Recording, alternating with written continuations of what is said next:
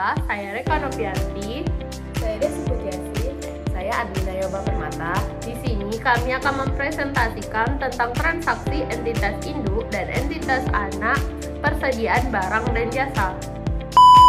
Baiklah, sebelum melanjutkan ke materi, kami akan menjelaskan tentang transaksi entitas induk dan entitas anak berkaitan dengan jual beli persediaan dan jasa. Dalam konteks ini, transaksi hulu merujuk pada penjualan dari entitas induk ke entitas anak, sedangkan transaksi hilir adalah sebaliknya. Keuntungan atau kerugian dari transaksi ini dianggap belum terrealisasi selama persediaan masih ada di salah satu entitas.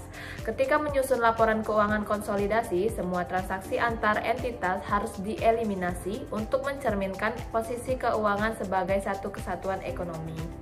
Baiklah, selanjutnya materinya adalah eliminasi transaksi antara entitas induk dan entitas anak. Transaksi antara entitas induk dan anak, yang pertama itu ada interaksi antara entitas induk dan entitas anak.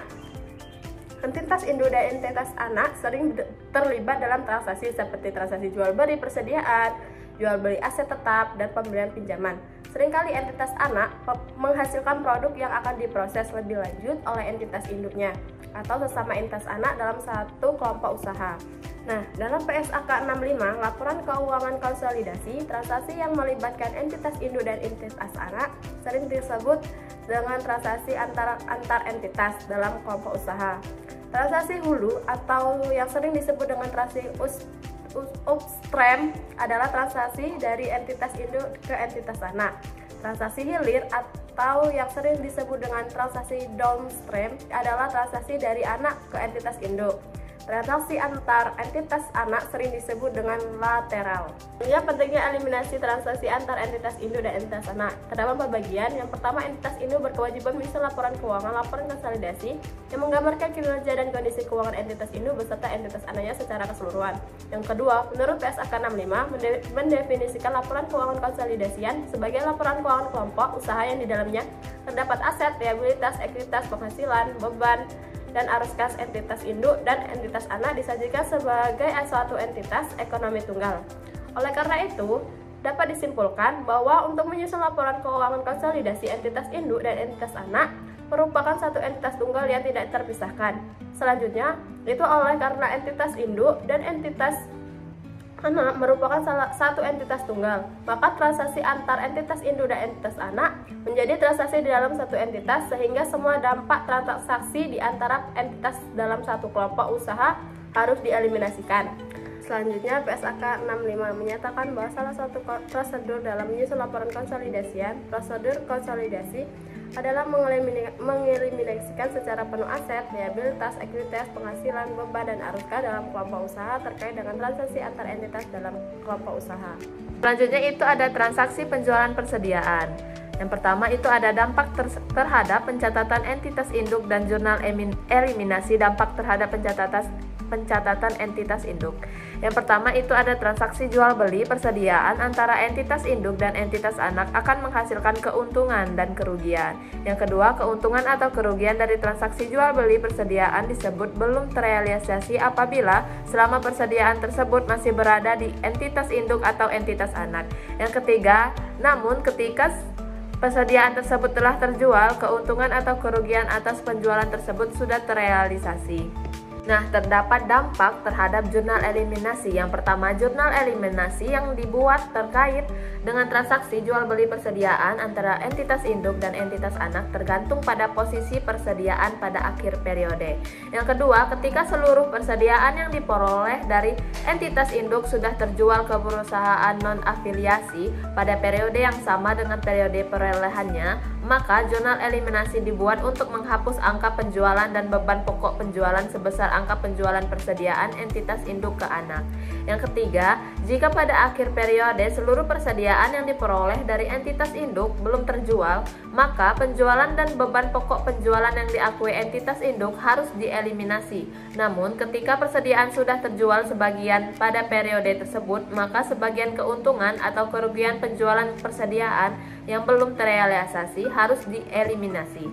Nah, di sini ada contoh dampak terhadap pencatatan entitas induk dan jurnal eliminasi yang bisa kalian teman-teman baca sendiri. Itu ada PT Palapa memiliki 100% saham PT Samudra. Selama tahun 2020 terdapat transaksi penjualan persediaan oleh PTP ke PTS sebesar 10 juta.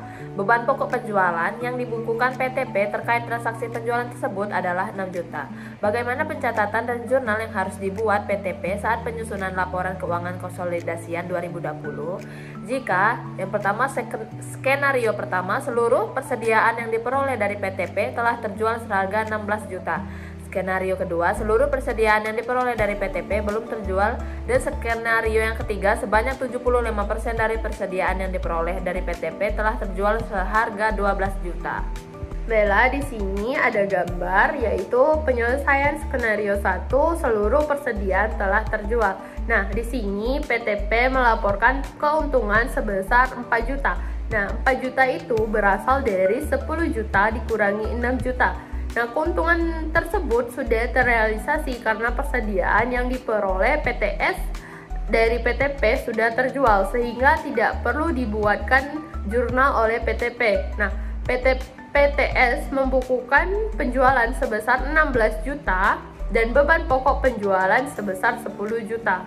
Nah, akun penjualan PTP dan beban pokok penjualan PTS harus dieliminasi. Kenapa? Karena transaksi penjualan tersebut dalam suatu entitas, sehingga jurnalnya bisa dilihat di bawah, yaitu penjualan di debit senilai 10 juta dan beban pokok penjualan di kredit senilai 10 juta. Nah, selanjutnya pada tabel 5.1 yaitu dampak jurnal eliminasi skenario 1 terhadap laporan keuangan konsolidasi. Bisa dilihat pada akun penjualan pada PTP yaitu senilai 10 juta, untuk PTS-nya senilai 16 juta. Nah, sebelum konsolidasi yaitu 26 juta, yaitu dari 10 juta ditambah 16 juta tadi. Nah, eliminasinya yaitu tadi senilai 10 juta, sehingga konsolidasinya sisanya 16 juta. Nah, untuk BPP pada PTP yaitu senilai 6 juta, PTS senilai 10 juta. Nah, sebelum konsolidasi yaitu di 6 juta ditambah 10 juta yaitu hasilnya 16 juta. Nah, dieliminasi tadi yaitu 10 juta, sehingga konsolidasinya tinggal 6 juta. Selanjutnya yaitu skenario 2 yaitu seluruh persediaan belum terjual. Nah, di sini penjualannya yaitu 10 juta, beban pokok penjualan yaitu 6 juta dan persediaan yaitu 10 juta. Persediaan pada PTP yaitu 10 juta dan beban pokok penjualannya 6 juta, sehingga keuntungan sebesar 4 juta belum terrealisasi, sehingga masih dimiliki oleh PTS, sehingga PTP harus mencatat penangguhan keuntungan atas penjualan tersebut dengan jurnal. Bisa dilihat di bawah, yaitu bagian laba atas entitas anak pada debit senilai 4 juta dan investasi pada entitas anak di kredit senilai 4 juta.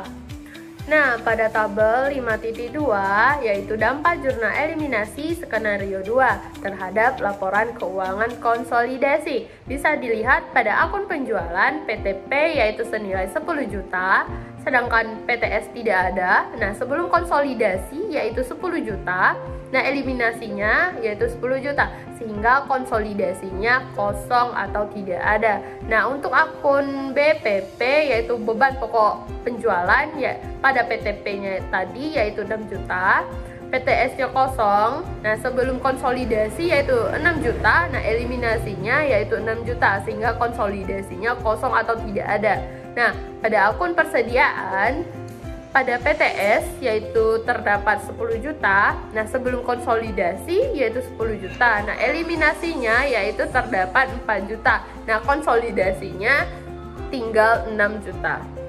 Nah, selanjutnya yaitu skenario 3 yaitu sebagian persediaan terjual. Nah, pada PTP penjualannya 10 juta dan beban pokok penjualan yaitu 6 juta. Nah, pada PTS yaitu penjualannya senilai 12 juta dan beban pokok penjualannya yaitu 7.500.000. Nah, persediaannya tinggal 2.500.000. Karena persediaan yang diperoleh dari PTP baru 75% yang terjual, maka terdapat keuntungan penjualan yang belum terrealisasi. Nah, keuntungan yang belum terrealisasi tadi yaitu sebesar 1 juta. itu terdapat dari 25% dikalikan 4 juta. Bisa dilihat jurnalnya di bawah ini, yaitu bagian laba atas entitas anak di debit yaitu senilai 1 juta dan investasi pada entitas anak yaitu senilai 1 juta. Nah, transaksi hulu tadi kan dari entitas induk ke entitas anak. Nah, ini mengakibatkan pengakuan penjualan sebesar 10 juta dan beban pokok penjualan sebesar 6 juta oleh PTP dan belum terdapat penjualan yang dibukukan oleh PTS. Dari sudut pandang konsolidasi, persediaan tersebut masih berada di perusahaan sehingga penjualan dan beban pokok penjualan yang diakui PTP harus dieliminasi secara penuh. Nah, keuntungan atas penjualan yang belum terrealisasi yaitu sebesar 4 juta juga dieliminasi dengan mengurangi persediaan. Jurnal eliminasi yang dibuat adalah di bawah ini bisa dilihat, yaitu penjualan di debit senilai 10 juta dan beban pokok penjualan di kredit senilai 6 juta dan persediaan di kredit senilai 4 juta. Yang terakhir itu ada transaksi penjualan jasa. Yang pertama, entitas induk dan entitas anak sering terlibat dalam transaksi penjualan jasa. Entitas induk memberikan jasa kepada entitas anak atau sebaliknya. Seperti halnya dengan transaksi penjualan persediaan, dampak transaksi penjualan jasa antara entitas induk dan entitas anak juga harus dieliminasi. Yang kedua, eliminasi untuk transaksi penjualan jasa tidak sekompleks eliminasi untuk transaksi penjualan persediaan. Dalam transaksi penjualan jasa, pendapatan jasa yang diakui oleh entitas induk atau entitas anak akan menjadi beban anak atau entitas induk pada nilai yang sama, sehingga tidak terdapat keuntungan yang belum terrealisasi atau transaksi tersebut. Oleh karenanya, eliminasi yang dibuat hanya menghapus akun pendapatan jasa dan beban. Yang terakhir itu ada utang piutang yang ditimbulkan dari transaksi penjualan jasa antara entitas induk dan entitas anak harus dieliminasi. Mungkin itu saja penjelasan dari kelompok 2. Jika ada kesalahan, kami mohon maaf. Kami tutup. Wassalamualaikum warahmatullahi wabarakatuh. Bye.